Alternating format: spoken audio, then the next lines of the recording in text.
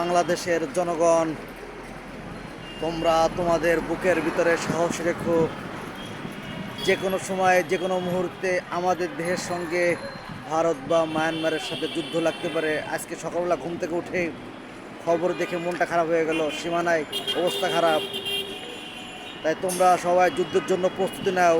এটা আল্লাহর ঘরের মসজিদ, দেখো এই পাশে একটা মসজিদ, আল্লাহর ঘর, এইটাও একটা আল্লাহর ঘরের মসজিদ।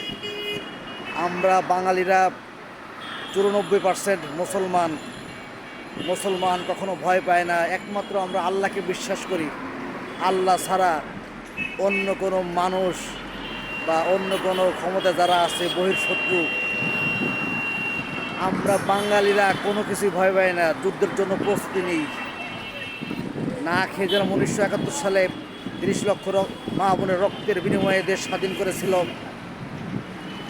এখন আমাদের দেশ আরও বেশি উন্নত, যুদ্ধের জন্য প্রস্তুতি নেই, যুদ্ধ করব, দেশের জন্য জীবন দেব।